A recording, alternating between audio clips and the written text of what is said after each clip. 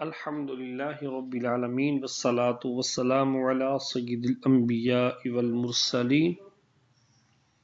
اما بعد فاعوذ باللہ من الشیطان الرجیم بسم اللہ الرحمن الرحیم۔ صدر الشریعہ بدر الطریقہ حضرت علامہ مولانا مفتی محمد امجد علی اعظمی رحمۃ اللہ تعالی علیہ بہار شریعت کی دوسری جلد 7واں حصہ مطبوعہ مکتبۃ المدینہ کے صفحہ نمبر 24 پر محرمات کے بیان کے بارے میں کچھ اس طرح ارشاد فرماتے ہیں کہ مسئلہ نمبر 14، عورت نے شہوت کے ساتھ مرد کو چھوا یا بوسہ لیا یا اس کے اعلیٰ کی طرف نظر کی تو اس سے بھی حرمت مصاہرت ثابت ہو گئی۔ مسئلہ نمبر 15، حرمت مصاہرت کے لیے شرط یہ ہے کہ عورت مشتہات ہو، یعنی قابل شہوت ہو، یعنی 9 برس سے کم عمر کی نہ ہو، نیز یہ کہ زندہ ہو۔ تو اگر 9 برس سے کم عمر کی لڑکی یا مردہ عورت کو بشہوت چھوا، شہوت کے ساتھ چھوا یا بوسہ لیا تو حرمت ثابت نہ ہوئی۔ مسئلہ نمبر 16، عورت سے جماع کیا مگر دخول نہ ہوا، عورت سے وطی کی جماع کیا مگر دخول نہ ہوا تو حرمت ثابت نہ ہوئی۔ ہاں اگر اس کو حمل رہ جائے، عورت کو حمل ہو جائے تو حرمت مصاہرت ہو گئی۔ بوڑھی عورت کے ساتھ یہ افعال واقع ہوئے یا اس نے کیے تو حرمت مصاہرت ہو گئی، اس کی لڑکی اس شخص پر حرام ہو گئی، نیز وہ اس کے باپ دادا پر حرام ہو گئی۔ مسئلہ نمبر 17، وطی سے مصاہرت میں یہ شرط ہے کہ آگے کے مقام میں ہو۔ وطی سے حرمت میں یہ شرط ہے کہ آگے کے مقام میں وطی ہو، اگر پیچھے میں ہوئی تو مصاہرت نہ ہوگی۔ مسئلہ نمبر 18، اغلام سے مصاہرت نہیں ثابت ہوتی۔ اغلام پیچھے کے مقام میں وطی کرنا، جماع کرنا۔ مسئلہ نمبر 19، مراہق یعنی وہ لڑکا کہ ہنوز ابھی بالغ نہ ہوا، اس کو مراہق کہتے ہیں، مگر اس کے ہم عمر بالغ ہو گئے ہوں تو اس کی مقدار 12 برس کی عمر ہے۔ اگر اس نے وطی کی یا شہوت کے ساتھ چھوا یا بوسہ لیا تو مصاہرت ہو گئی۔ مسئلہ نمبر 20، یہ افعال قصدن ہوں، ارادتن ہوں، جان بوجھ کر ہوں،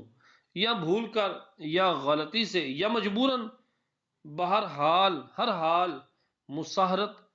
ثابت ہو جائے گی۔ مثلا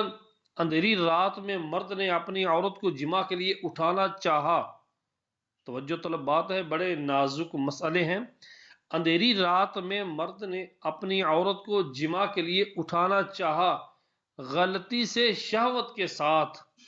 مشتہات لڑکی یعنی قابل شہوت لڑکی، یعنی جس کی عمر 9 سال سے کم نہ ہو، مشتہات لڑکی پر ہاتھ پڑ گیا تو اس کی ماں ہمیشہ کے لیے اس پر حرام ہو گئی۔ یوں ہی اگر عورت نے شوہر کو اٹھانا چاہا اور شہوت کے ساتھ ہاتھ لڑکے پر پڑ گیا جو مراہق تھا، قریب البلوغ تھا یا بالغ تھا، ہمیشہ کو اپنے اس شوہر پر حرام ہو گئی۔ مسئلہ نمبر 21، منہ کا بوسہ لیا یعنی لبوں کا، تو مطلقاً حرمت مساہرت ثابت ہو جائے گی، اگرچہ کہتا ہو کہ شہوت سے نہ تھا۔ یوں ہی اگر انتشار اعلیٰ تھا، عضو تناسل میں انتشار تھا، تو مطلقاً کسی جگہ کا بوسہ لیا حرمت ہو جائے گی، اور اگر انتشار نہ تھا اور رخسار یا تھوڑی یا پیشانی یا منہ کے علاوہ کسی اور جگہ کا بوسہ لیا اور کہتا ہے کہ شہوت نہ تھی، تو اس کا قول مان لیا جائے گا۔ یوں ہی انتشار کی حالت میں گلے لگانا بھی حرمت ثابت کر دیتا ہے، اگرچہ شہوت کا انکار کرے۔ مسئلہ نمبر 22، چٹکی لینے یعنی ہاتھ کے انگوٹھے اور اس کی برابر کی انگلی سے دبانا یا نوچ لینا۔ چٹکی لینے، دانت کاٹنے کا بھی یہی حکم ہے کہ شہوت سے ہوں تو حرمت مساہرت ثابت ہو جائے گی۔ عورت کی شرمگاہ کو چھوا، عورت کی شرمگاہ کو چھوا یا پستان کو اور کہتا ہے کہ شہوت نہ تھی، تو اس کا قول معتبر نہیں۔ مسئلہ نمبر 23، نظر سے حرمت ثابت ہونے کے لیے نظر کرنے والے میں شہوت پائی جانا ضرور ہے، اور بوسہ لینے اور گلے لگانے، چھونے وغیرہ میں ان دونوں میں سے ایک کو شہوت ہو جانا کافی ہے۔ مرد و عورت میں سے دونوں میں سے ایک کو شہوت ہو جانا کافی ہے، اگرچہ دوسرے کو نہ ہو۔ مسئلہ نمبر 24، مجنون اور نشہ والے سے یہ افعال ہوئے یا ان کے ساتھ کیے گئے، جب بھی وہی حکم ہے کہ اور شرطیں پائی جائیں تو حرمت ہو جائے گی۔ مسئلہ نمبر 25، کسی سے پوچھا گیا تو نے اپنی ساس کے ساتھ کیا کیا؟ سوال کیا جائے، کسی سے پوچھا گیا تو نے اپنی ساس کے ساتھ کیا کیا؟ اس نے کہا جمع کیا، حرمت مساہرت ثابت ہو گئی۔ اب اگر کہے میں نے جھوٹ کہہ دیا تھا، نہیں مانا جائے گا، بلکہ اگرچہ مذاق میں کہہ دیا ہو، جب بھی یہی حکم ہے۔ العیاذ باللہ، استغفر اللہ، کتنے نازک اور پیچیدہ مسائل ہیں۔ اے سننے والے، ذرا غور کر کہ شریعت اسلامیہ کے اندر ہمیں کتنا احتیاط کے ساتھ چلنا پڑے گا۔ مسئلہ نمبر 26، حرمت مساہرت مثلا شہوت سے بوسہ لینے یا چھونے یا نظر کرنے کا اقرار کیا تو حرمت ثابت ہو گئی، اور اگر یہ کہے کہ اس عورت کے ساتھ نکاح سے پہلے اس کی ماں سے جمع کیا تھا، جب بھی یہی حکم رہے گا، مگر عورت کا مہر اس سے باطل نہ ہوگا، وہ بدستور واجب رہے گا۔ مسئلہ نمبر 27، کسی نے ایک عورت سے نکاح کیا اور اس کے لڑکے نے عورت کی لڑکی سے کیا۔ توجہ طلب، کسی نے ایک عورت سے نکاح کیا اور اس مرد کے لڑکے نے عورت کی لڑکی سے کیا جو دوسرے شوہر سے ہے، تو حرج نہیں۔ یوں ہی اگر لڑکے نے عورت کی ماں سے نکاح کیا، جب بھی یہی حکم ہے۔ مسئلہ نمبر 28، عورت نے دعویٰ کیا کہ مرد نے اس کے اصول یا فروع کو بشہوت چھوا ہے۔ اس کے اصول یا فروع کو، اصول یعنی عورت نے دعویٰ کیا کہ اس نے میری ماں، میری نانی یا میری بیٹی، میری پوتی، پڑپوتی وغیرہ کو چھوا ہے یا بوسہ لیا ہے یا کوئی اور بات کی ہے جس سے حرمت ثابت ہوتی ہے، اور مرد نے انکار کیا، تو قول مرد کا لیا جائے گا، یعنی جبکہ عورت گواہ نہ پیش کر سکے۔ قسم سوم، جمع بین المحارم، تیسری صورت جس کے اندر محرمات کا بیان جاری ہے، جس کو اللہ تبارک تعالیٰ نے قرآن پاک میں فرمایا حرمت علیکم امہاتکم و بناتکم و خالاتکم، وہ جو آیت کریمہ ہے اس کی وضاحت کی جا رہی ہے کہ وہ کون کون سی عورتیں ہیں، کس کس سبب سے حرام ہیں۔ تو دو قسمیں پڑھ لی ہے، نسب کی وجہ سے عورتیں حرام ہیں یا حرمت مساہرت کی وجہ سے۔ اب تیسری قسم ہے جمع بین المحارم، مسئلہ نمبر 29، وہ دو عورتیں کہ ان میں سے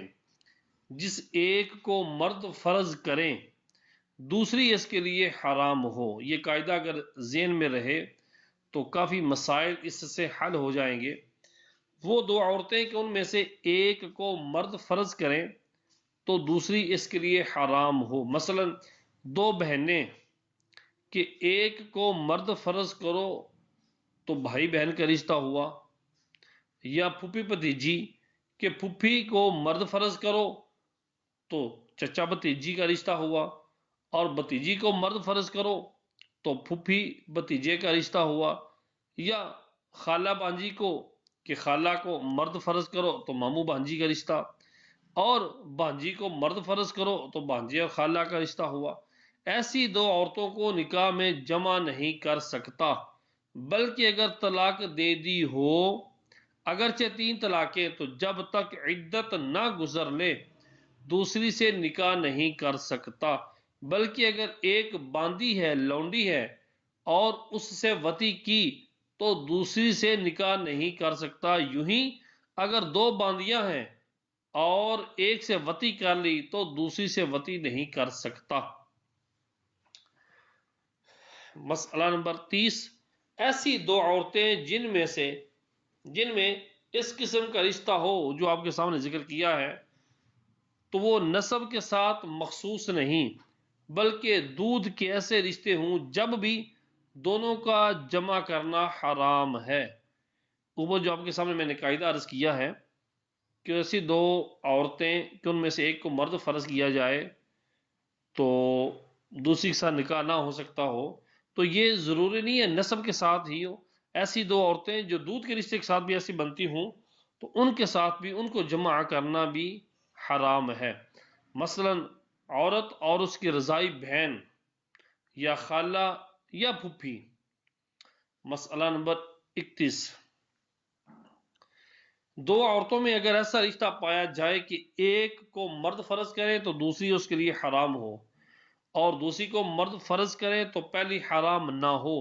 تو ایسی دو عورتوں کے جمع کرنے میں حرج نہیں۔ مثلا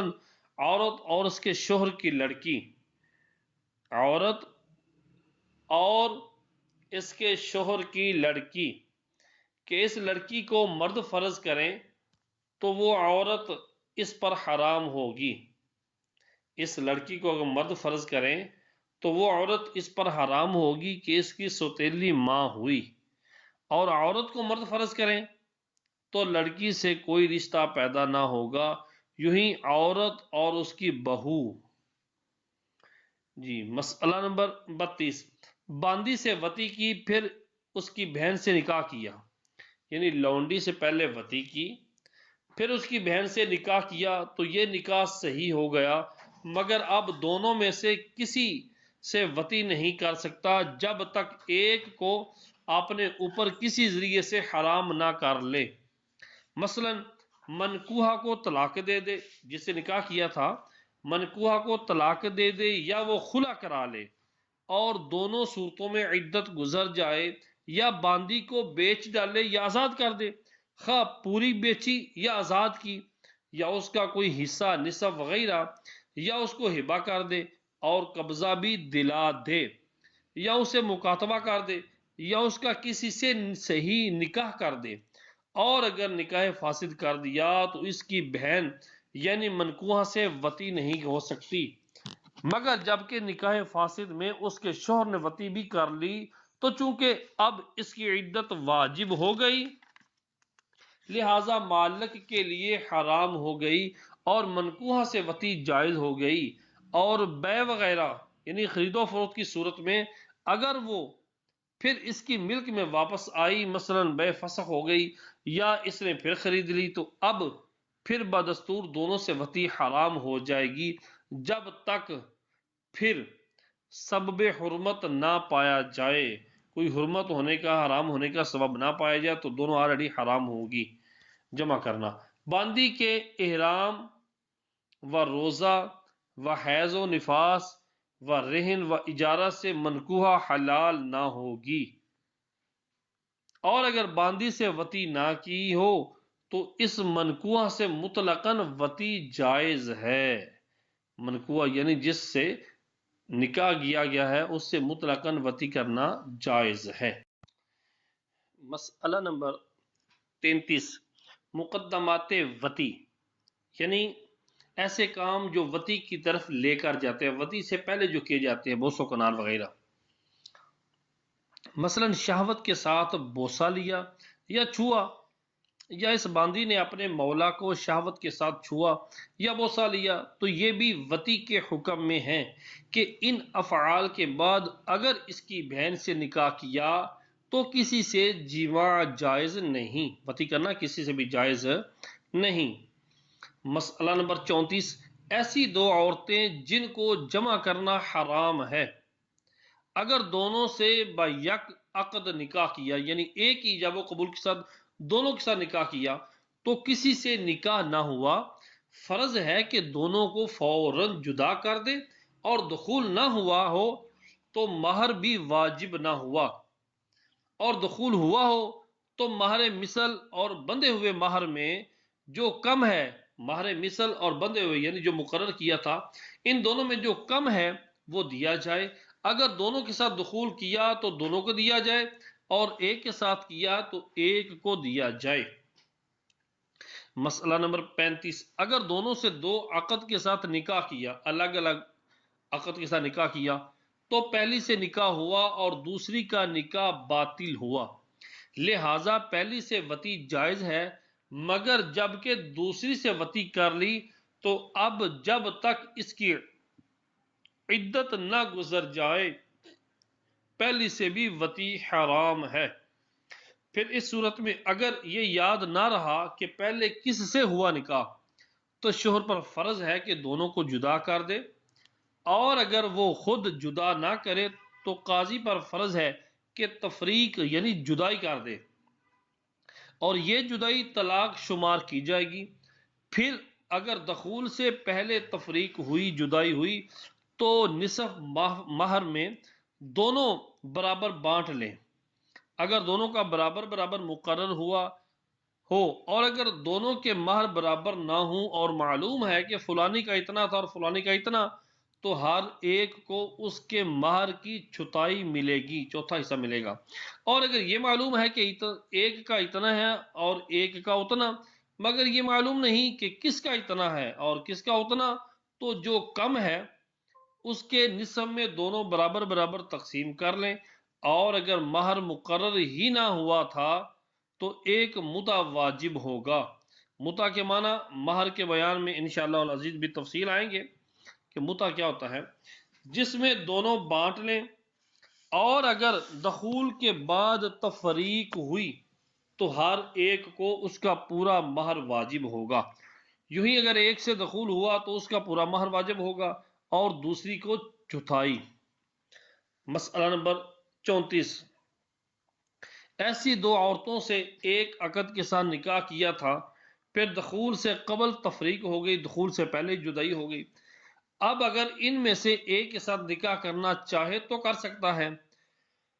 اور دخول کے بعد تفریق ہوئی، جدائی ہوئی، تو جب تک عدت نہ گزر جائے نکاح نہیں کر سکتا، اور اگر ایک کی عدت پوری ہو چکی دوسری کی نہیں تو دوسری سے کر سکتا ہے،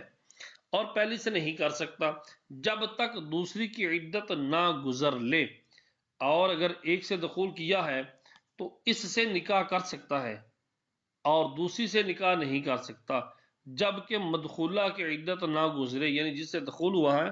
اس کی عدت نہ گزر لے، اور اس کی عدت گزرنے کے بعد جس ایک سے چاہے نکاح کر لے۔ مسئلہ نمبر 37، ایسی دو عورتوں نے کسی شخص سے ایک ساتھ نکاح کیا کہ میں نے تجھ سے نکاح کیا، اس نے ایک کا نکاح قبول کیا تو اس کا نکاح ہو گیا، اور اگر مرد نے ایسی دو عورتوں سے کہا کہ میں نے تم دونوں سے نکاح کیا، اور ایک نے قبول کیا دوسری نے انکار کیا تو جس سے قبول کیا اس کا نکاح بھی نہ ہوا۔ مسئلہ نمبر 38، ایسی دو عورتوں سے نکاح کیا اور ان میں سے ایک عدت میں تھی تو جو خالی ہے